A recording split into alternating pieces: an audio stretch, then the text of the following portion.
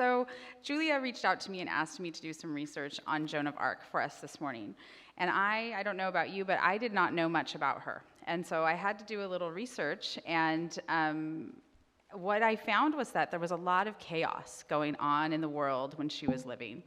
And I thought I would read a bit of the research that I found for us today, so you all have a little background on her as well.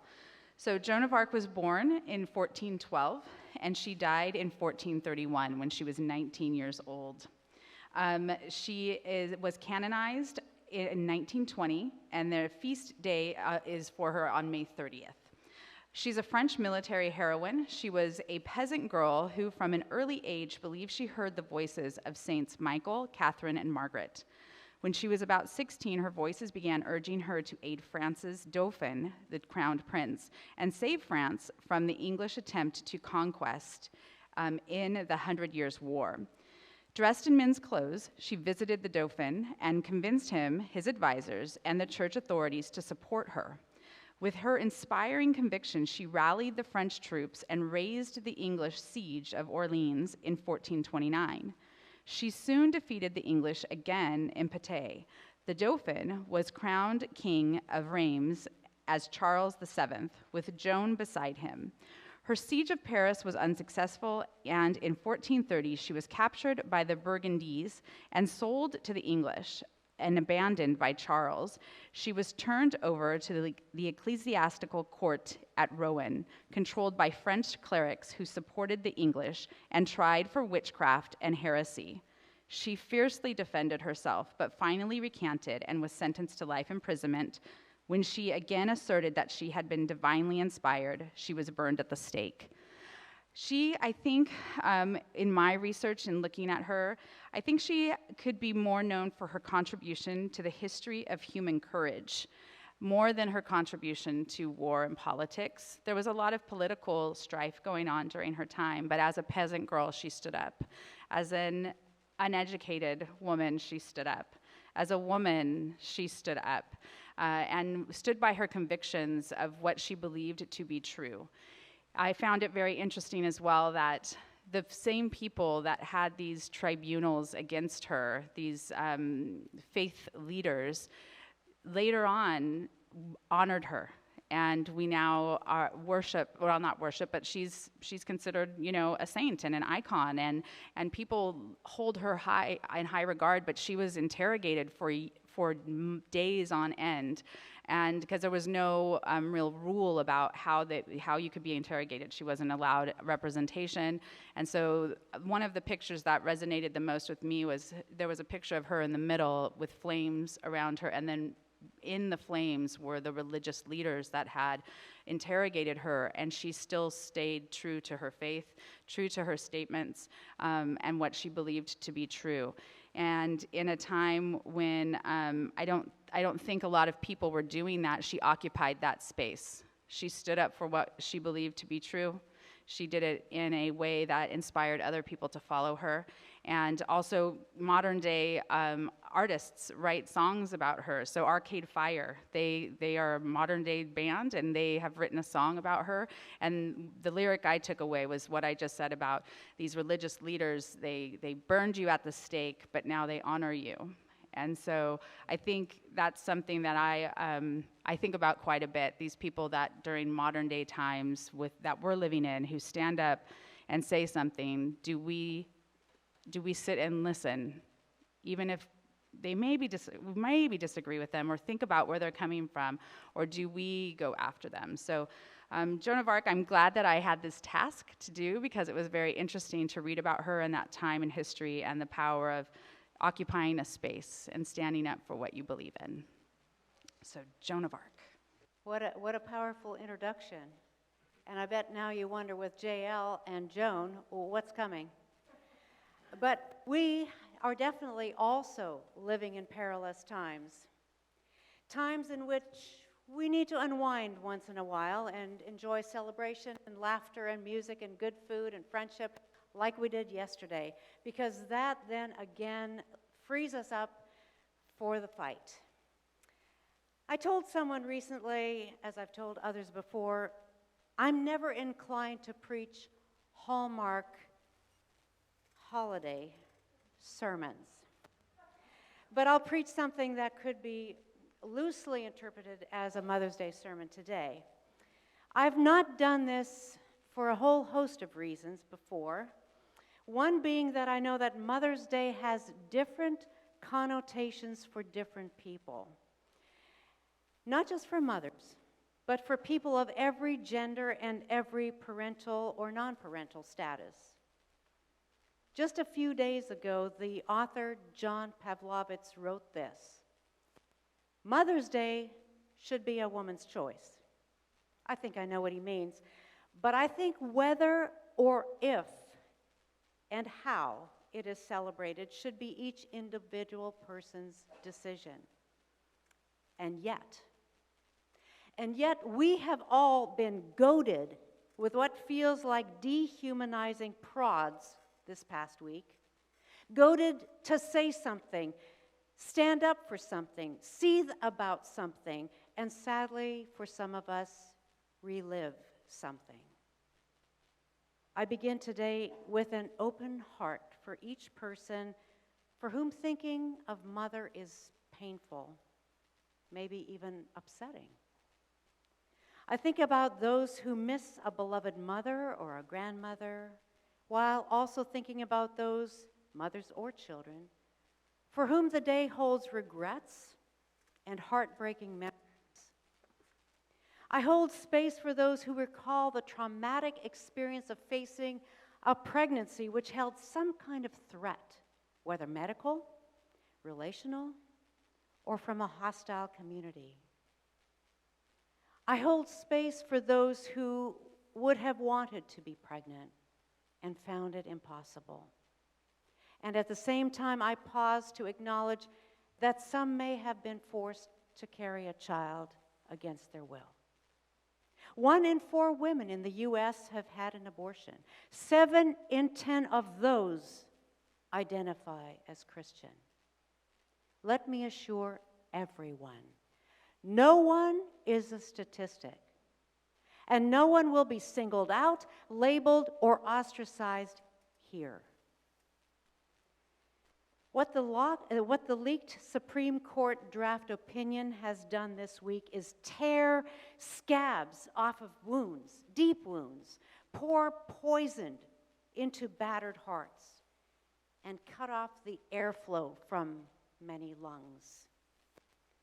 This is what has happened to us collectively, too.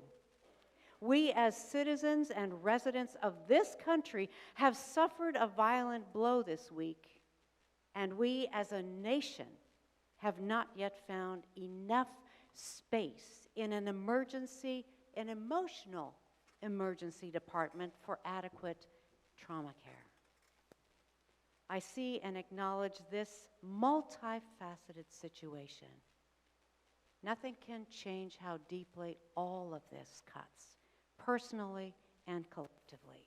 And so what I say is offered as equal, like the pull and the push of a locomotive at the front and the back of a train.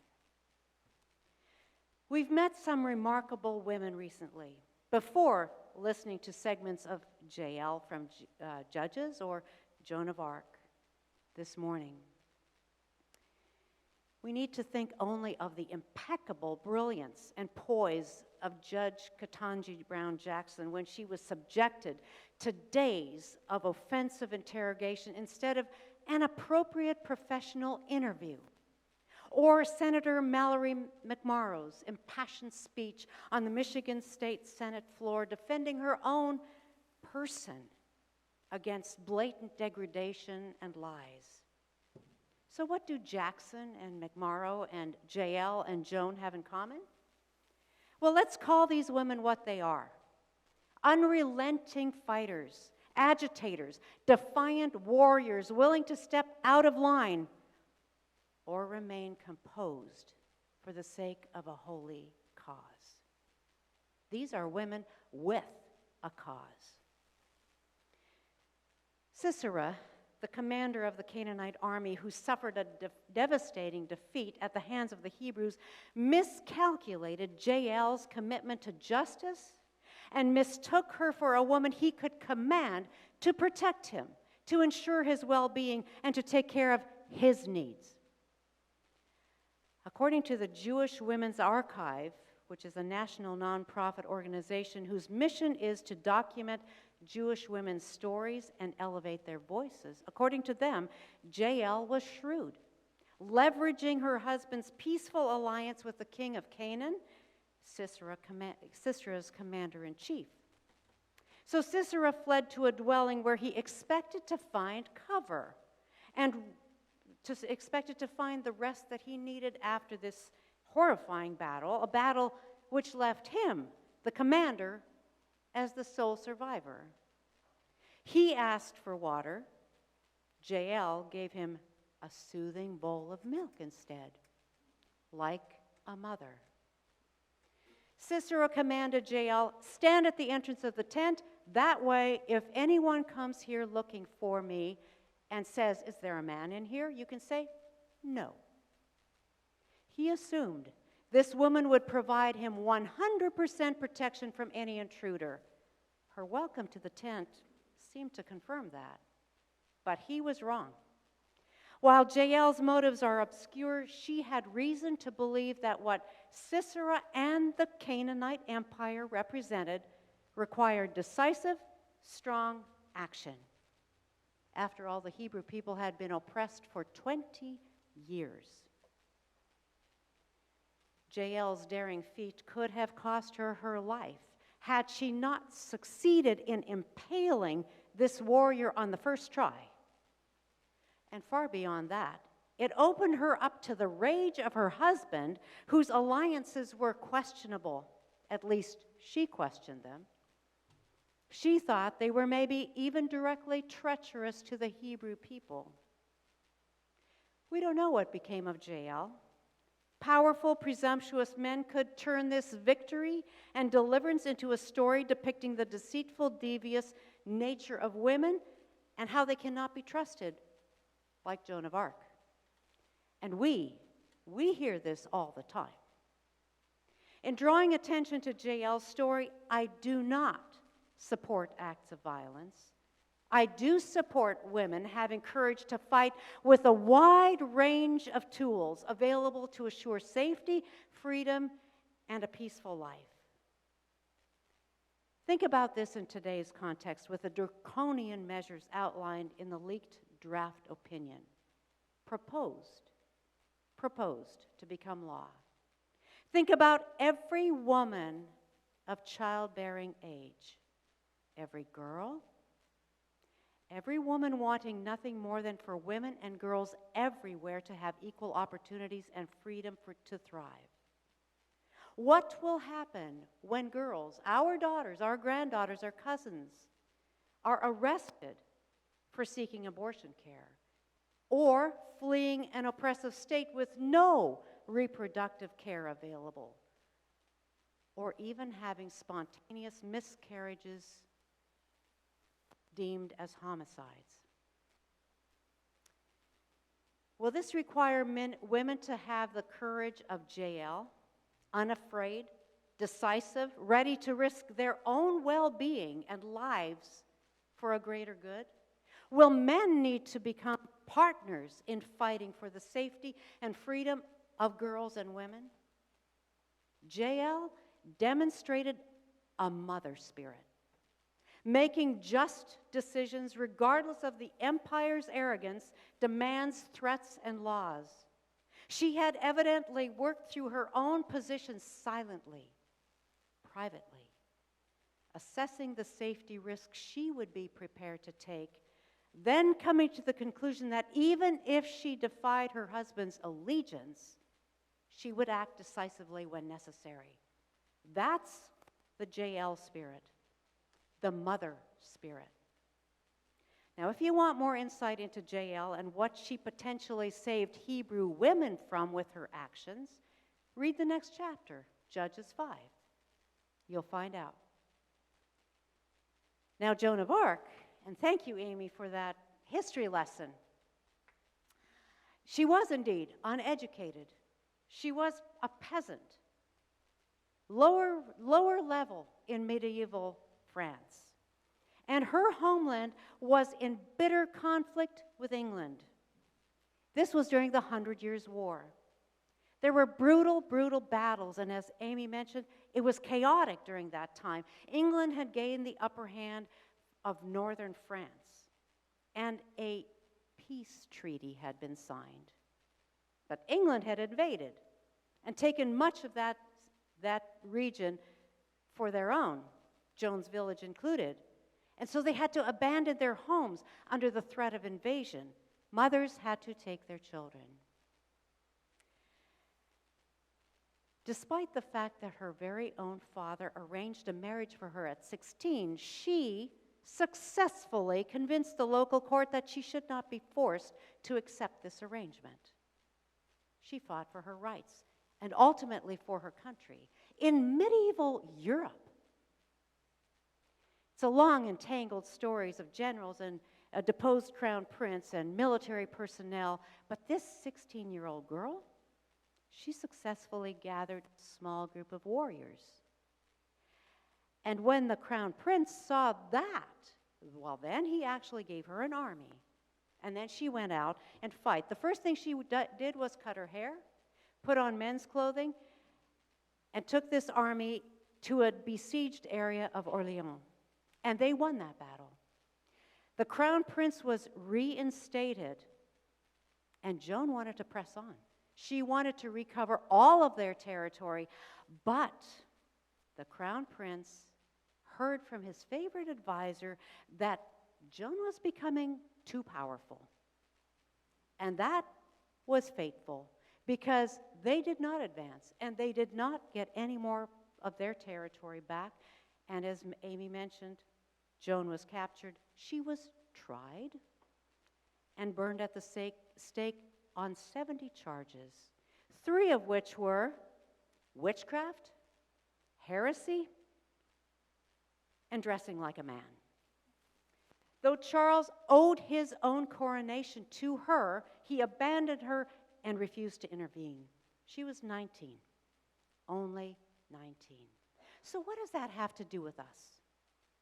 Like JL and Joan before us, along with Judge Brown Jackson and Senator McMorrow, we are in hostile territory. Allow me to draw a few conclusions from what we've heard so far. Does the story of France and England and Joan of Arc not have a grim parallel to what we observe with the Russian invasion of Ukraine? The women of Ukraine, if you had not read this, are known to be ferocious fighters. I can imagine that quality didn't develop overnight. According to The Conversation, which is a network of not-for-profit media outlets publishing news, research reports, analyses, and expert opinion, according to them, and I quote, Ukrainian women have historically enjoyed independence not common in other parts of the globe.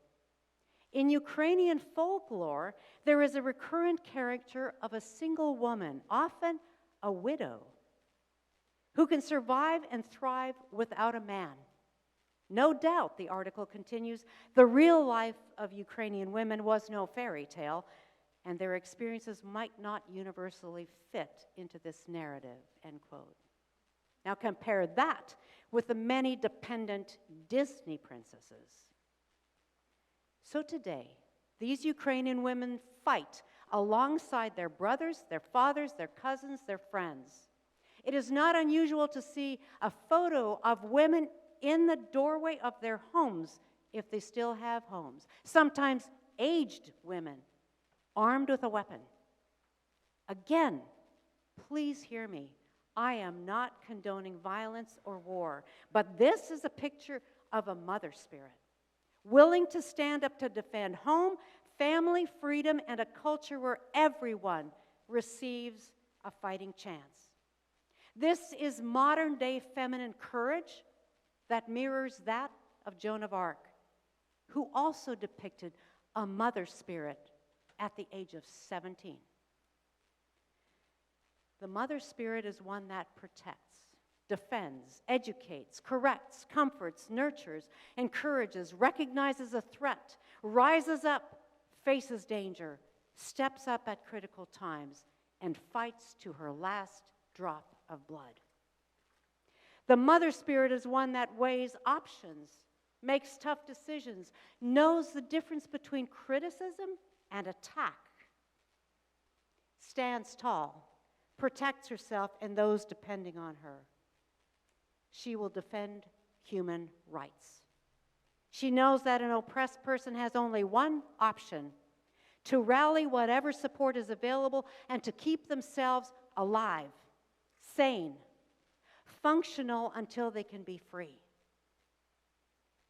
At this critical time in our history, globally and nationally, we are called upon to have this courage and to fight with mother spirits and like mother spirits.